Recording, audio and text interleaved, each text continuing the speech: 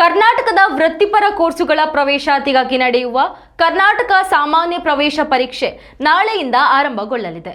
ಕರ್ನಾಟಕದ ಸುಮಾರು 3,30,000ಕ್ಕೂ ಅಧಿಕ ವಿದ್ಯಾರ್ಥಿಗಳು ಈ ಬಾರಿ ಪರೀಕ್ಷೆ ಬರೆಯಲಿದ್ದಾರೆ.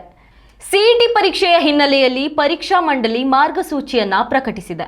ಏಪ್ರಿಲ್ 22ರಂದು ಕನ್ನಡ ಭಾಷಾ ಪರೀಕ್ಷೆ ನಡೆಯಲಿದ್ದು, ಏಪ್ರಿಲ್ 23ರಂದು ಜೀವಶಾಸ್ತ್ರ, ಗಣಿತ ಹಾಗೂ ಏಪ್ರಿಲ್ 24ರಂದು ಭೌತಶಾಸ್ತ್ರ ಹಾಗೂ ರಸಾಯನಶಾಸ್ತ್ರ ವಿಷಯದ ಪರೀಕ್ಷೆ ನಡೆಯಲಿದೆ. ಪರೀಕ್ಷಾ ಮಂಡಳಿಯು ಮಾರ್ಗಸೂಚಿಯನ್ನ ಪ್ರಕಟಿಸಿದ್ದು, ನಿಯಮಗಳನ್ನ ಕಟ್ಟುನಿಟ್ಟಿನಿಂದ ಪಾಲನೆ ಮಾಡುವಂತೆ ಸೂಚಿಸಿದೆ. ವಿದ್ಯಾರ್ಥಿಗಳು ಸಡಿಲವಾದ ಮತ್ತು ಸರಳವಾದ ಬಟ್ಟೆಯನ್ನ ಧರಿಸಬೇಕು. ದೊಡ್ಡ ಬಟನ್ಗಳು, ಎಂಬ್ರಾಯ್ಡರಿ ಅಥವಾ ಹೆಚ್ಚಿನ ಜೇಬುಗಳು ಇರುವ ಬಟ್ಟೆಯನ್ನ ಧರಿಸುವಂತಿಲ್ಲ.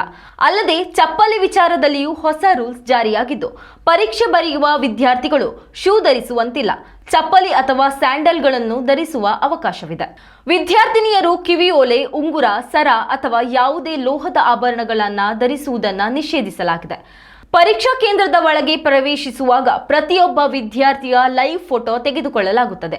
ಅಲ್ಲದೆ ಜಾಮರ್ಗಳನ್ನು ಅಳವಡಿಸಲಾಗಿದ್ದು, ಮೊಬೈಲ್ ಬಳಕೆಯನ್ನ ನಿಷೇಧಿಸಲಾಗಿದೆ. ವಿದ್ಯಾರ್ಥಿಗಳು ಪರೀಕ್ಷೆ ಆರಂಭಕ್ಕೆ ಕನಿಷ್ಠ 1 ಗಂಟೆ ಮುಂಚಿತವಾಗಿ ಪರೀಕ್ಷಾ ಕೇಂದ್ರದಲ್ಲಿ ಕಡ್ಡಾಯವಾಗಿ ಹಾಜರಿರಬೇಕು.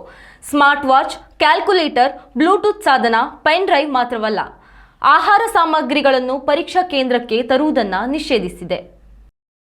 ಉತ್ತಮ ಸಂಸ್ಕಾರಯುತ ಶಿಕ್ಷಣದೊಂದಿಗೆ VSS English medium CBSE school Udupi Muddur. ನರ್ಸರಿಯಿಂದ 10ನೇ ತರಗತಿವರೆಗೆ ಶಿಕ್ಷಣದ ಜೊತೆಗೆ 5ರಿಂದ 10ನೇ ತರಗತಿವರೆಗಿನ ವಿದ್ಯಾರ್ಥಿನಿಯರಿಗೆ ಉತ್ತಮ ಹಾಸ್ಟೆಲ್ ಸೌಲಭ್ಯವೂ ಇದೆ. ನಿಮ್ಮ ಮಕ್ಕಳ ಪ್ರವೇಶಾತಿಗಾಗಿ ಈ ಸಂಖ್ಯೆಗೆ ಕರೆ ಮಾಡಿ.